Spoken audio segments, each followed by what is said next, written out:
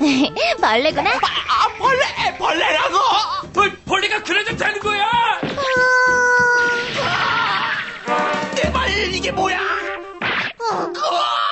저 고양이 대단한데 치와와야? 고양이라니. 그리고 치와와는 개야.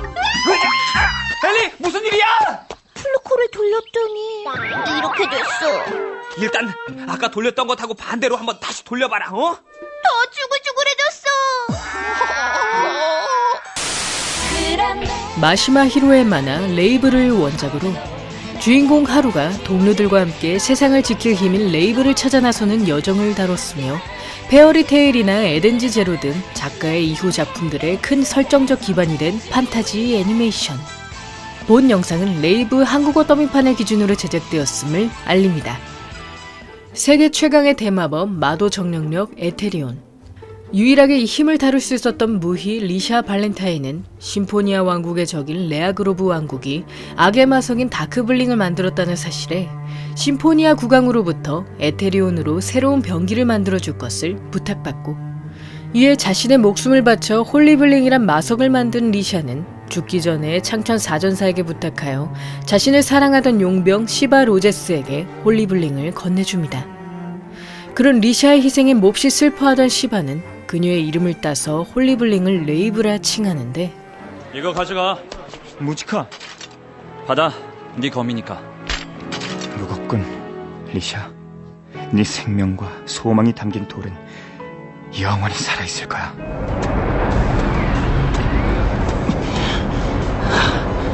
이게 마지막 다크블링이야! 가자, 플루! 레이브의 힘을 해방시켜줘!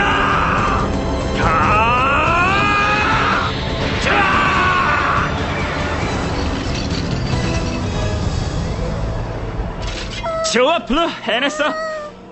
이제 드디어 평화가.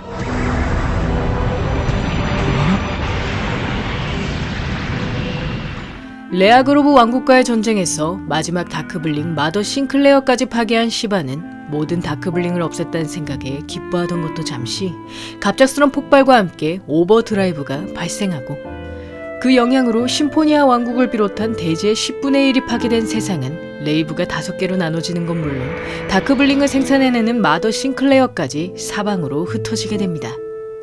그리하여 세계를 구하는 것에 실패한 시바는 나머지 4개의 레이브를 찾기 위해 50년의 세월을 보내다 고향 게러지 섬으로 돌아오고, 한편 게러지 섬에서 누나 카틀레아와 함께 살던 소년 하루 글로리는 우연히 레이브의 사자 플루를 낚아 시바와도 마주치게 되는데, 영감, 이번에 꼭 레이블 내놔야겠어. 하루 물러서. 이 사람 누구죠? 다크블링을 가진 조직 데몬카드의 조무래기야. 레이브여, 나에게 힘을. 잘 가라. 시바! 이걸 갖고 멀리 달아나지요. 친구가 위험할 땐 반드시 도와줘야 돼. 우리 누나가 그랬어.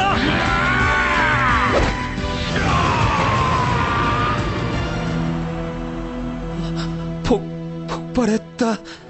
옛부터 레이블 쓸 수 있는 사람은 세상에 단 한 명으로 정해져 있었다. 지금 이 순간 새로운 레이브 마스터 후계자가 나타났기 때문이야.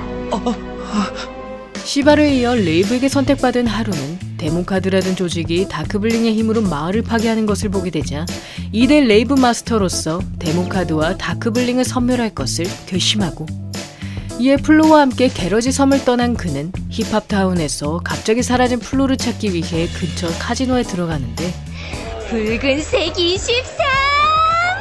블루, 어딨니, 블루?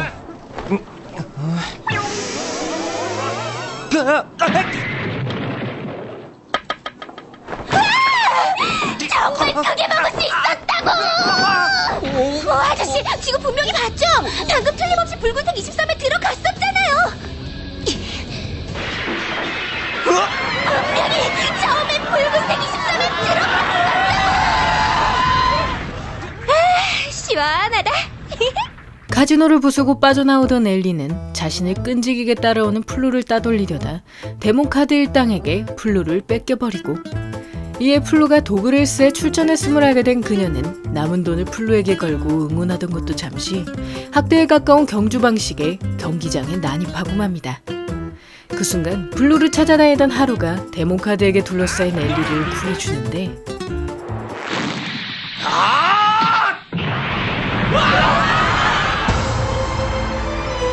이 녀석은 레이브의 후계자!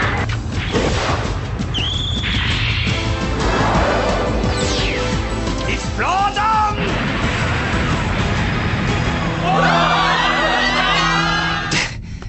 가자, 플루. 이 벌레 나한테 줄래? 안 돼! 그리고 벌레 아니야! 어? 아까 엘리도 뭔가를 찾고 있는 중이라고 했지? 같이 가자. 내가 찾고 있는 건 내 기억이야. 기억? 한 1년쯤 전부턴가? 아무것도 기억할 수가 없어. 우리 함께 찾아보자.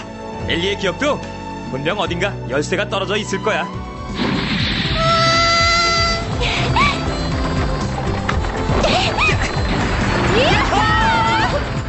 엘리와 함께 힙합타운을 빠져나가려던 하루는 데몬카드의 감시를 피해 탈출구로 나가다가 그만 데몬카드의 간부인 슈다와 마주치게 되고 이에 싸움을 피할 수 없게 된 하루는 슈다와의 전투에서 그의 다크블링을 부수는 것에 성공하지만 그 영향으로 전설의 검 텐 커맨드먼트도 부서지고 맙니다. 그 슈다의 후퇴로 힙합타운에서 벗어나게 된 두 사람은 부서진 검을 고치기 위해 전설의 대장장이가 있는 펑크 스트리트로 향하는데 플루! 대낮부터 술집에서 뭐 하는 거야? 그 급한 볼일이 언제 끝나냐고! 난 빨리 무지칼 찾으러 가야 된단 말이에요! 무지카? 그런 거라면 나한테 맡기셔. 네? 무지카가 있는 데를 아시는 거예요? 무지카란 인간은 바로 나야. 할아버지가 무지카? 이 검 시바한테 받았어요. 시바? 검성 시바 말이냐? 그 친구 본 지도 벌써 몇십 년이 지났군. 레이븐, 이 검엔 레이브가 붙어 있었을 텐데 여기 있어요. 이틀 걸릴 거다. 그동안 우리 집 근처엔 절대 얼씬도 하지 마. 사실 전설의 대장장이었던 갈레인 무지카는 15년 전 데몬카드의 란스에게 맹수의 검을 만들어 주었다가 그 검으로 가족들이 모두 몰살당했고 이에 란스의 비위를 맞추는 것에 급급하던 그는 하루의 검과 레이블을 받아 데몬카드에게 넘기려고 했으나 차마 시바가 50년 동안 지켜온 레이블을 바칠 수 없어 결국 란스의 명을 거스르고 맙니다. 한편 건통파를 개조하고 돌아가던 엘리는 우연히 도적단 실버리듬의 두목 햄리오 무지카를 만나 무지카라는 가문이 15년 전에 멸족하여 그 이름을 사용하는 사람이 한 명뿐이라는 소식을 듣게 되고 이에 하루가 만난 무지카가 다른 사람일지도 모른다고 생각하던 그녀는 갑작스런 란스의 기습으로 데몬카드에게 납치당하는데 어디 슬슬 시작해볼까? 반수! 맹수의 환영은 단지 눈속임이었나? 이봐! 뭘 하는가? 이 여자부터 배야겠어. 잘 가거라.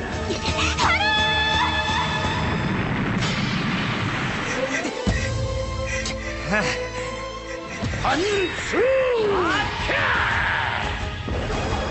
맹수의 검의 약점은 바로 아래로 크게 휘두르지 않으면 환영은 나오지 않아. 네가 알고 있는 게 이 검의 전부는 아니다.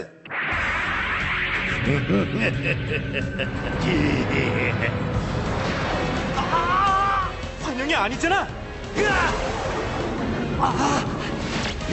하루 오른쪽. 다크블링. 어디 한번 깨봐라. 리얼 모멘트를. 익스플로전. 엄마.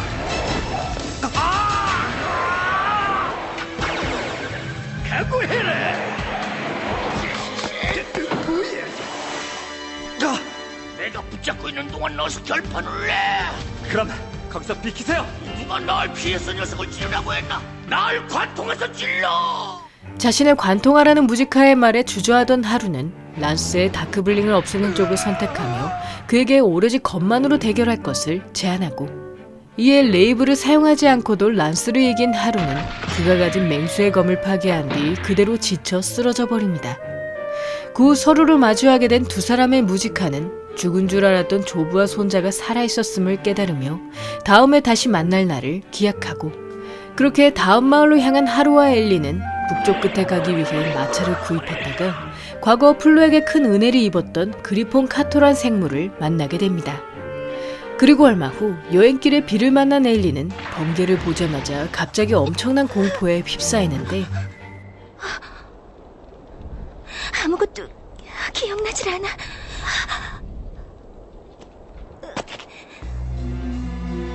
살아있었나? 당신은 내가 누군지 알아요?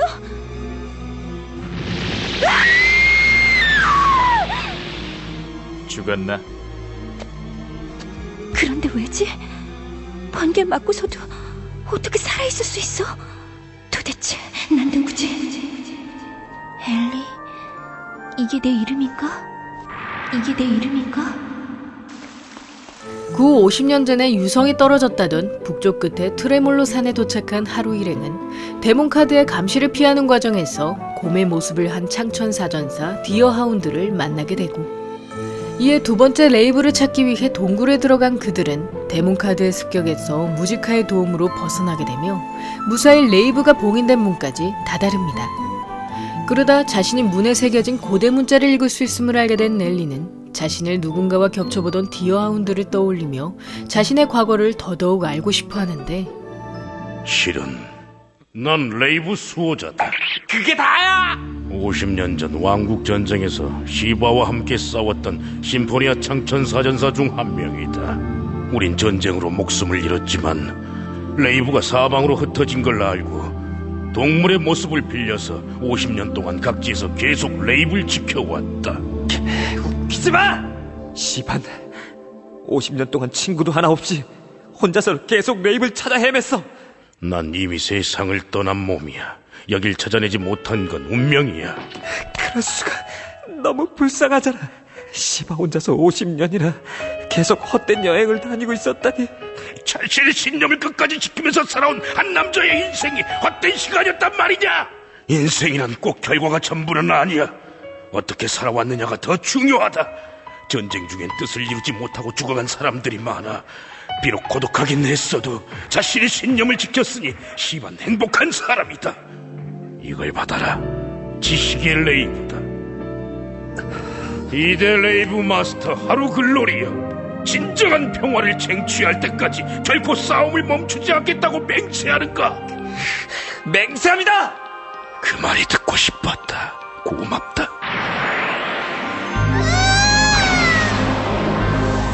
지식의 레이브를 손에 넣으면서 여러 정보를 습득한 하루는 디어하운드를 떠나보내고 동굴에서 나가려던 것도 잠시 전에 만났던 슈다와 마주치게 되고, 이에 또다시 슈다와 교전하게 된 하루는 투명한 베니시 필드에서 레이브를 둘러싼 결투를 이어가며 텐 커맨드먼트의 새로운 형태인 실페리온을 선보입니다.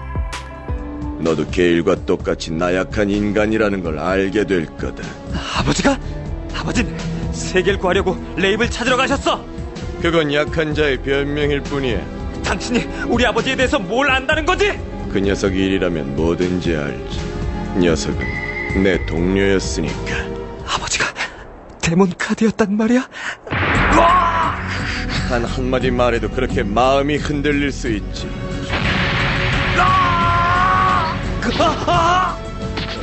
동료의 죽음을 보고 인정해라. 자신이 얼마나 나약하고 무력한 존재인지.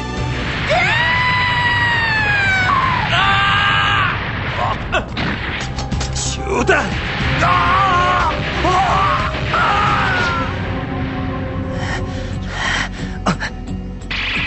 상처. 녀석도 불사신은 아니야.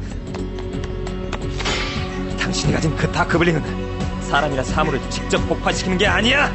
여기서 폭발을 일으키면 당신도 나하고 똑같은 타격을 입게 돼. 날 잘못 봤다. 하르글로리!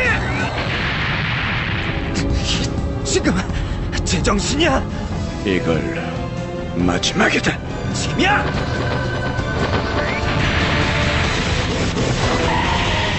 실페리온 하이스피드. 싸움은 아직 끝나지 않았어. 난 지금까지 게일을 쓰러뜨리는 것만 목표로 삼아왔다. 잘 가라. 어림없어. 나하고 당신은 짊어진 짐의 무게가 달라! 심각한. 슈다! 그럼 뭐 하려는 거야? 완벽하게 내가 졌다. 넌 네가 믿는 길 가라. 네 아버지처럼.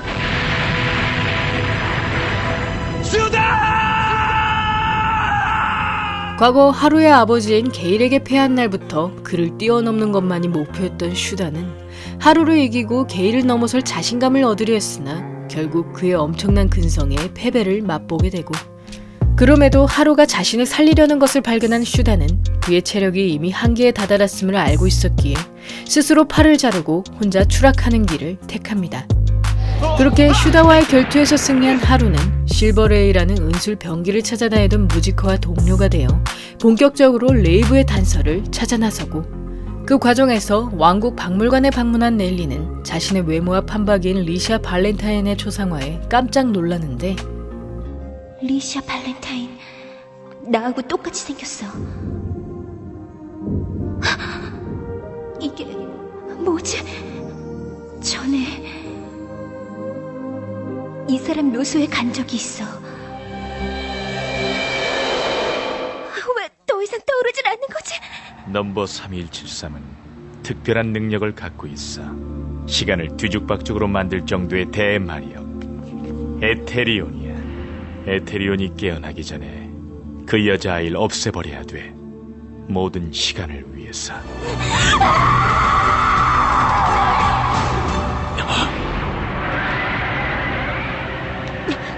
이봐!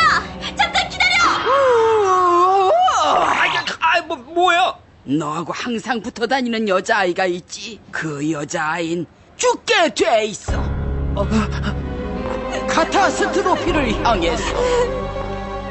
사실 시간의 수호자였던 지그하르트는 엘리가 마도정령령 연구소에서 만들어진 인공적인 에테리온 실험체라고 생각하였기에 에테리온의 폭주를 막기 위해 그녀를 죽이려 하였고, 이에 데몬카드에 잠시 몸을 담고 있었던 그는 엘리가 아직 죽지 않았음을 깨닫고 찾아다니다가 왕국 박물관에서 빠져나오던 그녀를 발견하게 됩니다.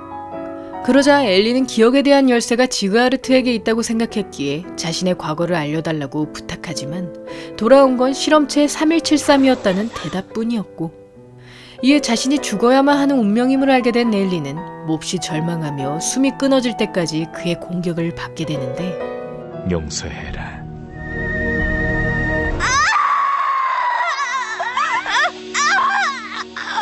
못 찾겠어. 죽여줘. 차라리 검으로. 검 같은 물리적인 독을 사용하면 에테리온이 폭발할 위험이 있다. 죽여줘. 부탁이야. 사람들은 죽는 순간 여러 가지 일이 떠오른다던데, 과거를 찾지 못한 나한테도 뭔가가 보일까? 하루.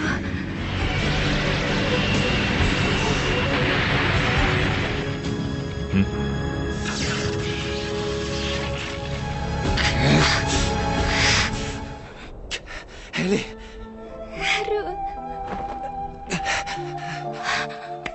나 결국 내 과거를 알아내지 못했어. 그렇게 열심히 찾아다녔는데. 걱정 마. 곧 찾을 수 있을 거란 말이야. 하루를 만나고 기억을 잃은 내게도 약간이지만 추억이 생겼어. 정신 차려, 엘리. 내 이름 말인데 엘리가 아니래. 나 같은 애 살아있으면 안 된대. 그런 말이 어딨어? 나한테는 엘린 그냥 엘리야. 그걸로는 안 되겠어? 엘리! 난 지금 그대로의 엘리가 좋아. 마지막에 하루를 만나서 다행이야. 제발 그런 소리 하지 마! 엘리! 엘리가 의식을 잃은 것을 발견한 하루는 지그하르트를 향한 분노로 그에게 마구 공격을 퍼붓지만 엘레멘트 마스터인 지그하르트의 마법을 당해낼 수 없었고, 그러다 엘리가 하루와 가까이 있는 것만으로도 몸속의 독이 중화되는 것을 발견한 지그하르트는 레이브의 존재가 그녀를 자극한다는 사실을 깨닫고 레이브 마스터인 하루까지 제거하기로 결심합니다. 그 후 봉인의 검인 룬세이브를 꺼낼 수 있게 된 하루는 엘리와 세계 중 어느 것을 구하겠냐는 지그하르트의 질문에 양쪽 다 구하겠다고 대답하지만 결국 그의 우주마법인 아르테아리스에 휩쓸려 버리고, 그 순간 하루의 위험을 눈치챈 넬리는 암흑의 공포 속에 갇힌 그를 위로해 주는데 눈 좀 떠봐. 난 하루한테 늘 배만 끼치고 아무런 도움도 못 줬는데 난 하루 위해서 아무것도 할 수 없어? 하루? 머릿결이 부드럽구나. 엘리하고 있으면 왠지 마음이 편안해져.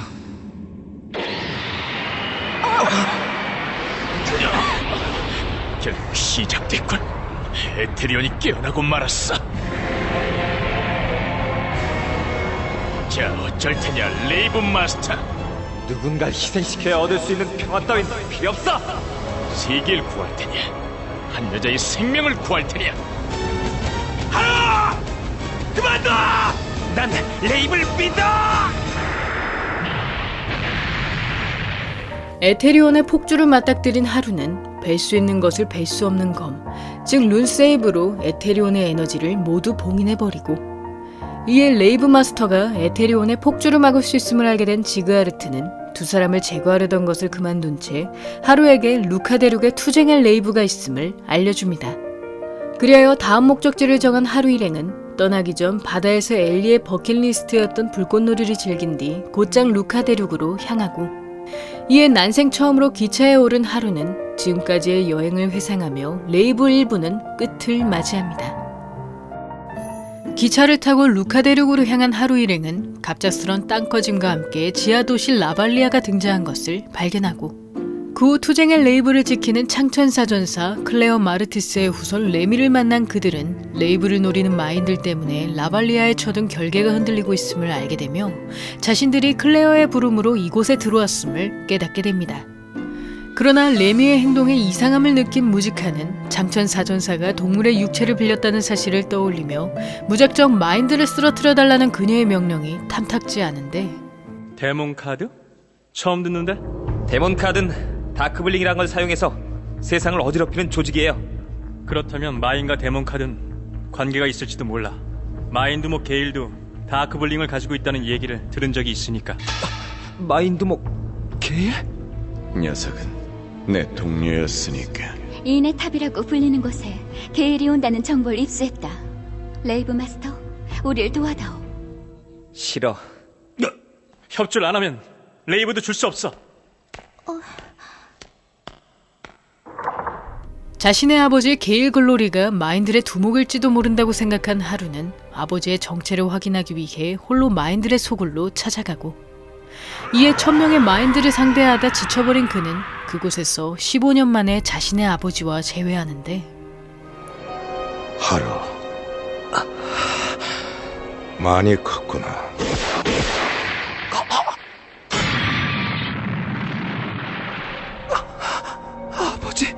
아버지가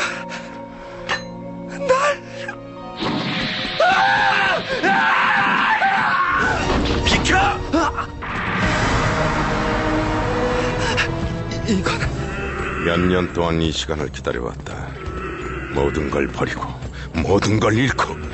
게일 글로리 살아있었나?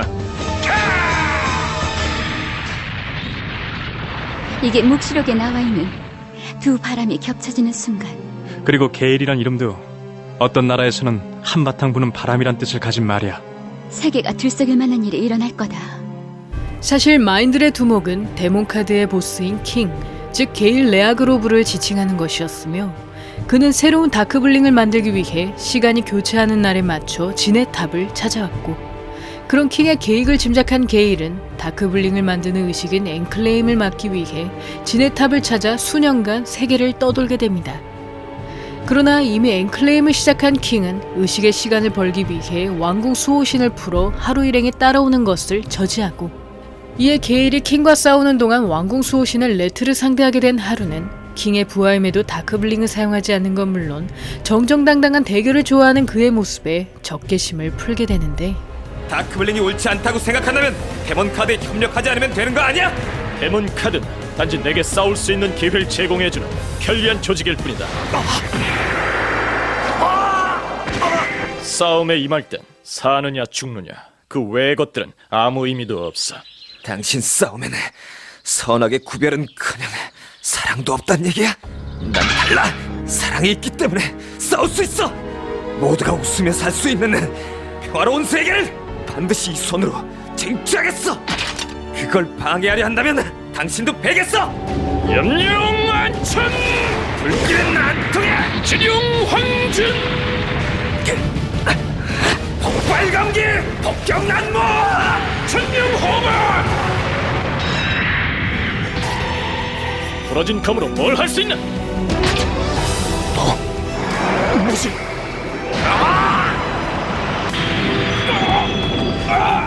부러진 게 아니라 분리된 거였나? 쌍용의 검 블루 크림슨.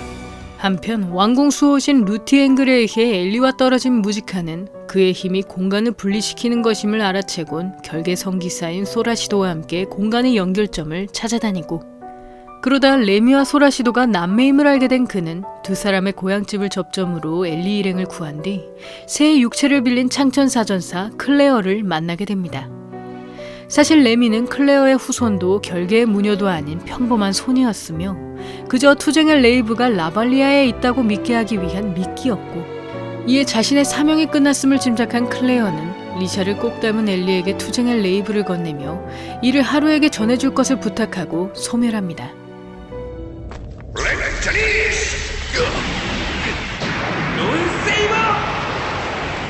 죄송해요. 사정이 좀 있어서요. 이 녀석하고 검을 마주하게 될 날을 기다려왔다. 간다! 익스플로전. 당신이 어떻게 레이브 기술을? 하지만 이 정도는 아무것도 아니다. 10년이라는 세월에 걸쳐서 만들어낸 최강의 다크볼리 엔드오버스가 완성됐다! 아버지, 왜 그러세요? 엔드오버스는 말하지마! 게일 글로리의 몸속에 있으니까. 몸속이라고? 엔드오버스를 파괴하려면 게일 글로리부터 쓰러뜨려야만 한다. 그리고 글로리의 생명이 다하는 순간 오버드라이브가 일어난다. 어떠냐 글로리? 죽으면서도 마음이 편치 않겠군. 왜지? 당신 목적이 뭐냐고? 게일 글로리를 없애는 거다. 고통 속에서 아주 서서히. 과거 심포니아 왕국과 레아그로브 왕국의 후계자였던 두 사람은 오랜 숙적이었던 아버지들과 달리 둘도 없는 친구 사이였으며 같은 날에 태어난 동명이인이었기에 서로를 자신의 분신처럼 여겼고, 그러다 마인드를 쓰러뜨리는 조직인 데몬카드를 설립한 킹과 게일은 조직의 규모가 거대해질수록 점차 운영에 대한 견해차를 느끼게 되며 결국 킹이 암살 의뢰를 받아온과 동시에 게일이 데몬카드를 그만둬버립니다. 그 후 게러지 섬에서 사쿠라란 여성과 사랑에 빠진 게일은 그녀와의 사이에서 카틀레아와 하루를 낳고 행복한 나날을 보내던 중 우연히 데몬카드가 악의 조직으로 변모했다는 소문을 듣게 되고, 이에 15년 만에 킹을 찾아간 게일은 그가 조직을 유지하기 위해 다크블린까지 손댔음을 알게 되자 아예 데몬카드를 해산시키려 하는데, 다시 데몬카드로 돌아온 건가? 아니, 오늘로써 데몬 카드를 해산시키고 다크블링은 모두 제국에 넘겨줘. 글로리, 자네 왜 그래? 그건 내가 할 소리야. 데몬 카드를 만든 목적은 그게 아니었잖아. 좋은 일만 해선 살아갈 수가 없는 세상이야. 부탁이야. 오늘은 돌아가 주게. 큰일 났습니다. 무장한 제국군이 이쪽으로 오고 있습니다. 뭐야? 혹시 아까 그 은발이... 닥쳐! 글로리가 그런 비겁한 짓을 했을 리가 없잖아. 킹, 미안하네. 철창 안에서 반성 좀 하게.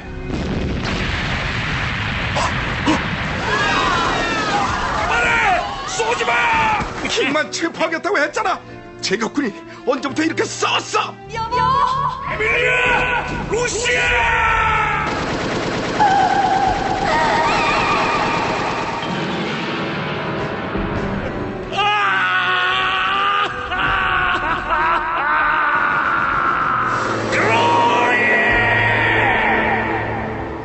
대체 어쩌다가 이렇게 돼버렸지?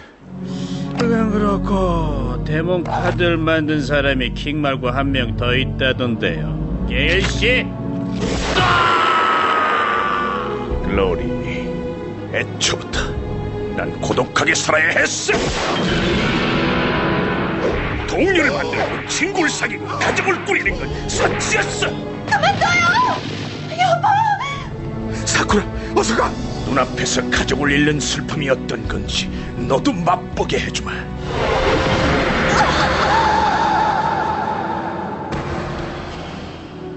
사쿠라.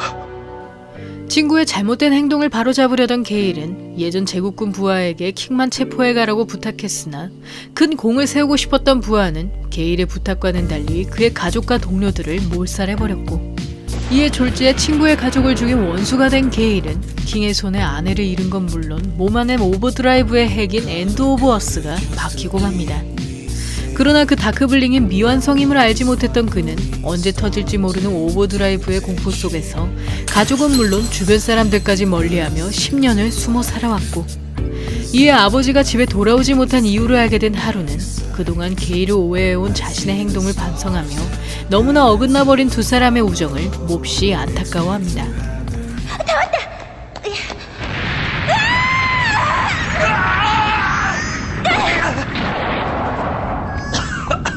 엘리. 그 아가씨가 여자친구냐? 예쁘게 생겼구나. 아니에요. 이거 투쟁의 레이브? 고마워. 꼭 이겨야 된다. 시간이 됐다. 그래요. 투쟁의 레이브는 원래 훌룰 강하게 만들어주는 레이브예요. 간다! 폭발 관무! 에스페라도 파! 야! 루! 잘했어! 안 돼! 멜파! 이럴 수가! 실패리안! 윌로킨스!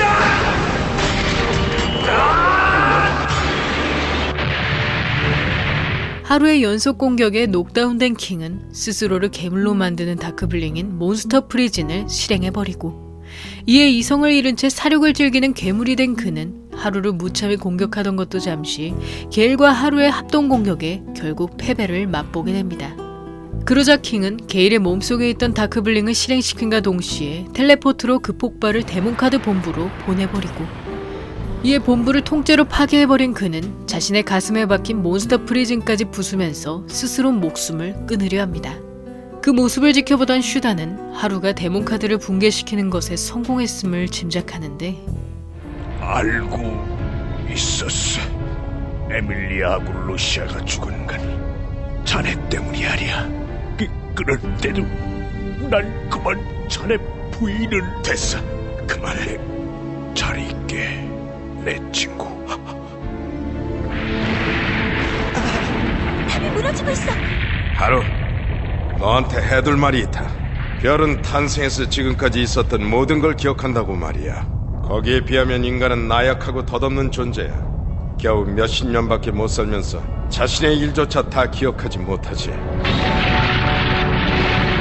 오늘을 절대로 잊지 마라. 지금 뭐 하시는 거예요? 비켜요! 인간의 짧은 일생에 얼마 안 되는 기억 중에서 가장 소중한 게 과연 무엇일지 난 항상 생각해왔다. 안티크는 약속이었어.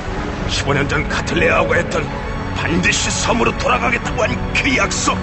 하지만 깨달았다. 지금 이 순간 나한테 약속보다 더 소중한 건 네 목숨이야. 그동안 간절히 바래왔다. 늠름하게 자란 내 아들을 이렇게 품에 안아볼 날이 오길. 아버지로서.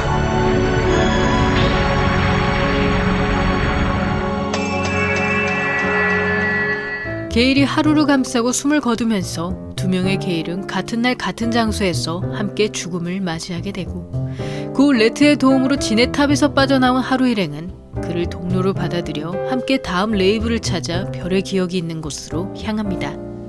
그리하여 우선 심포니아에 가려던 하루 일행은 그곳에 들어가는 엠파이어 게이트 이용료가 꽤 거금이라는 사실에 하늘 카지노에서 일확천금을 노리려 하고, 그 과정에서 어둠의 조직 도류 유격단에게 붙잡힌 루비를 만난 하루 일행은 그가 이 카지노의 사장인 건 물론 엠파이어 게이트를 소유한 주인인 덕분에 통행료 없이도 심포니아에 들어갈 수 있게 됩니다. 한편 엘리와 처음 만난 곳을 조사하던 지그하르트는 당시 마도정령령 연구소가 그녀가 나타나기도 한참 전에 이미 폐쇄된 곳이었음을 알게 되고, 이에 엘리가 에테리온 실험체가 아님을 깨달은 그는 그녀의 몸에 새겨진 3173의 뜻을 조사하던 중 우연히 금발의 악마라 불리는 인물이 사막의 감옥에서 탈옥했다는 소식을 접하게 됩니다. 엘리!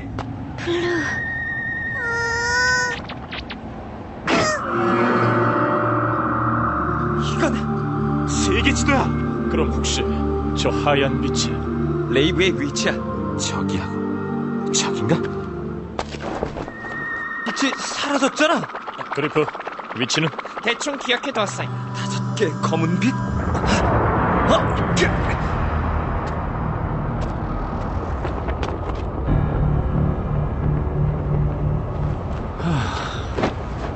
그 검은 빛들은 다크블링이야. 레이브하고 다크블링은 서로가 대비를 이루지. 그리고 레이브와 마찬가지로 5개가 모두 모였을 때 별의 기억으로 가는 문이 열리지. 네 녀석은 시그마 44의 두목이 아니었나? 아니, 두목은 내가 없애버렸어. 어둠의 정상을 차지하는 싸움이라니 시시하지. 도대체 넌 누구지? 다크블링 마스터.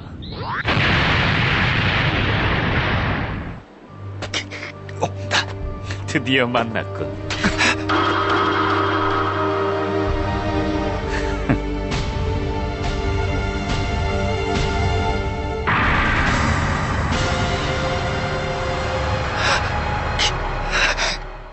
사실 금발의 악마는 킹의 아들인 루시아 레아그로브였으며 제국군의 총격 속에서 살아남은 뒤 사막의 감옥에 갇혀 10년을 살아왔고, 그 과정에서 마더 싱클레어에게 선택받은 그는 그 다크블링에게서 세상의 정보를 얻는 건 물론 자신의 내면에 품은 사악한 마음을 모두 끌어올리게 됩니다. 그 후 탈옥하자마자 50개의 범죄 조직을 소탕한 루시아는 하루에게 선전포고하던 엘리의 입을 맞춘 뒤 그 자리를 떠나고, 그러자 루시아를 뒤쫓아왔던 데몬카드의 간부들은 하루 일행에게 루시아와의 접촉으로 에테리온이 폭주하기 전에 엘리를 제거하겠다고 밝힙니다.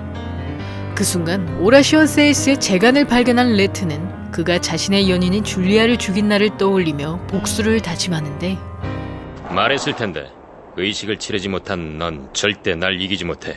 의식 때문에 이길 수 없다면 지금 여기 있어. 해룡의 의식은 사악한 용의 마음을 날려보내는 의식이다.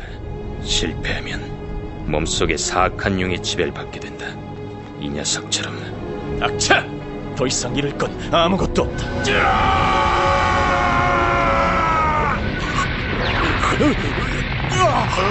설령 의식이 실패한다고 해도 네 녀석만은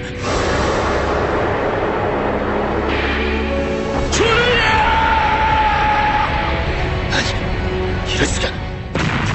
이건 설마 해룡의 의식을 정말 성공시키다니.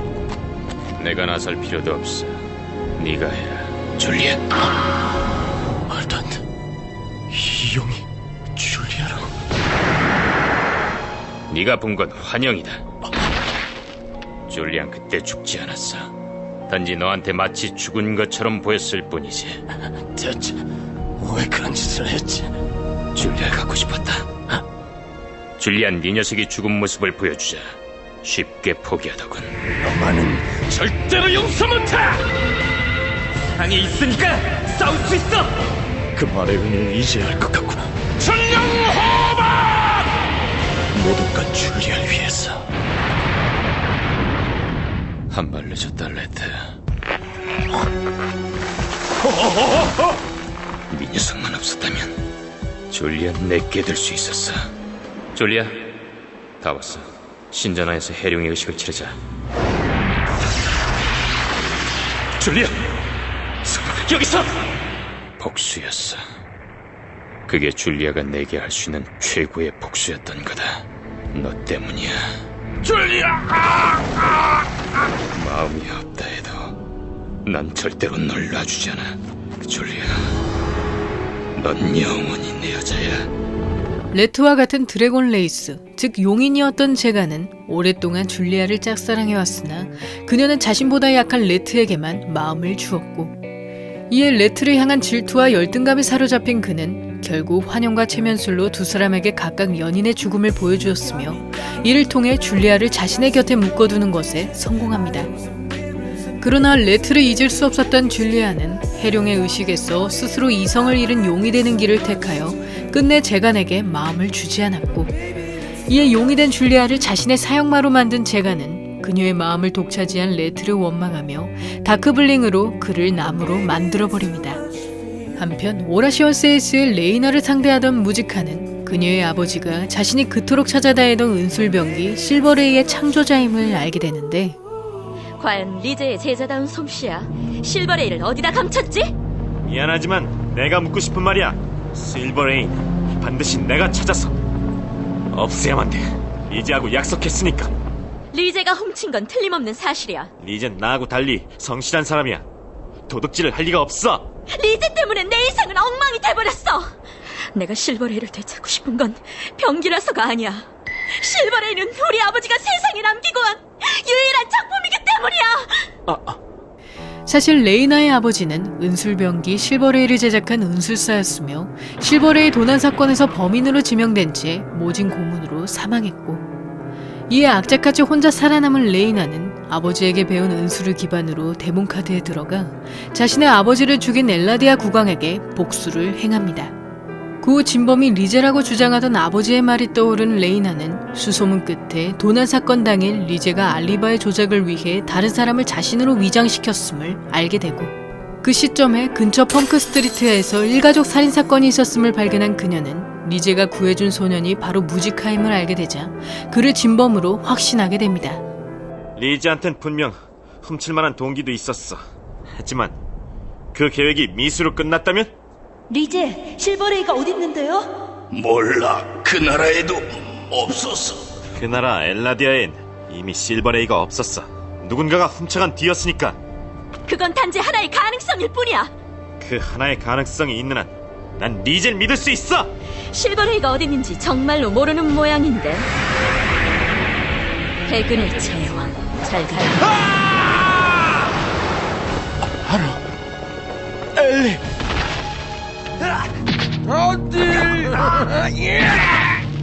무지카, 레트, 다음은 네 차례야, 엘리. 웃기지 마! 엘리한테 절대 손대지 마! 네 녀석들은 내가 상대해준다고 했잖아! 엘리!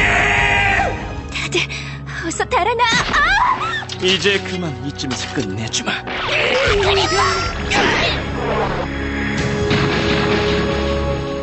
전 엘리 씨를 사랑했어요!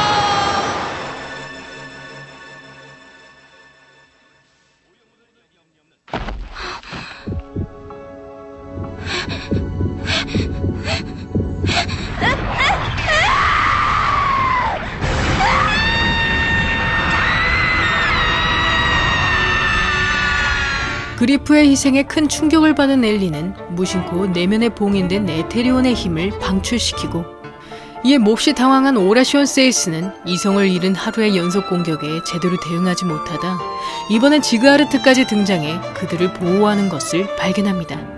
지금까지 엘리의 정체를 조사해왔던 지그하르트는 그녀의 팔에 새겨진 문자가 ELIE3173, 즉 심포니아의 지역 코드였음을 알게 되자 엘리에 대한 적개심을 버리게 되고, 이에 지금껏 그녀를 공격한 일들의 죄책감을 느낀 지그하르트는 엘리에게 진심으로 사과하며 앞으로는 목숨을 바쳐 그녀를 지키겠다고 맹세합니다. 그 후 나무가 된 레트를 원래대로 되돌린 그는 하루 일행과 함께 오라시온 세이스를 상대하는데, 7개별의 심판을 받아라. 우주 마법 그랑시리오.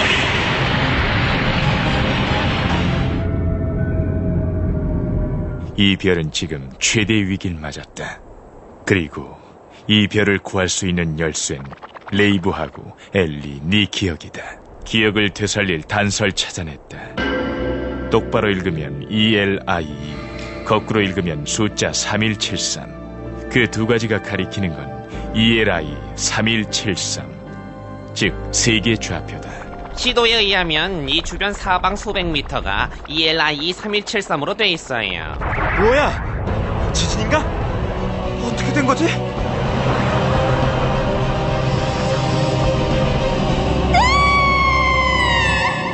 엘리가 좌표의 위치에 서자마자 갑자기 주변이 숲으로 변하면서 한 해골이 등장하고, 이에 해골이 숲에 고도의 결계 마법을 걸어놨음을 짐작한 지그하르트는 그의 목걸이가 엘리의 목걸이와 똑같은 것을 통해 해골이 50년의 세월을 미리 내다보고 있었음을 깨닫게 됩니다.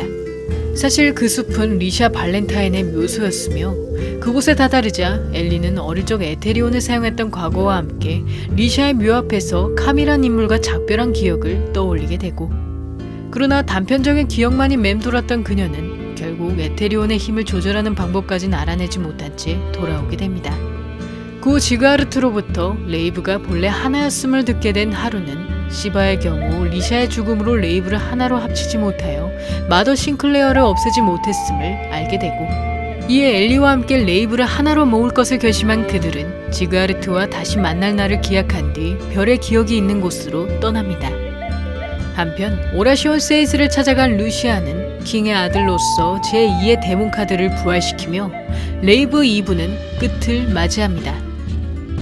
레이브 1부는 원작 만화책 7권까지의 분량을 25편의 화수로 제작한 애니메이션이며 주인공 하루가 엘리를 만나 레이브와 에테리온의 비밀을 파헤치는 과정을 다뤘고, 특히 원작 초반 부분을 회상 장면으로 묘사하거나 하루와 엘리의 만남을 카지노로 변경하는 등 애니에선 일부 설정과 전개가 달라진 것을 알 수 있습니다.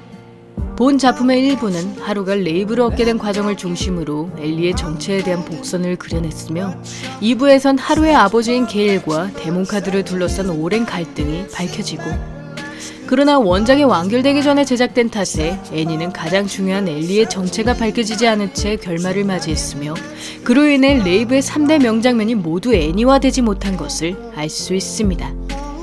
레이브 2부는 원작 만화책 12권까지의 분량을 26편의 화수로 제작한 애니메이션이며 주로 킹과 게일의 악연과 새로운 캐릭터들의 사연들을 그려냈고, 특히 애니가 원작의 중반부까지 다루고 완결된 탓에 레이브의 복선들이 대부분 해소되지 못하였으며, 원작의 후반 스토리가 매력적이었던 만큼 애니는 원작의 질질 끄는 전개와 유치한 연출들만 부각된 것 같아 아쉬운 점으로 남습니다.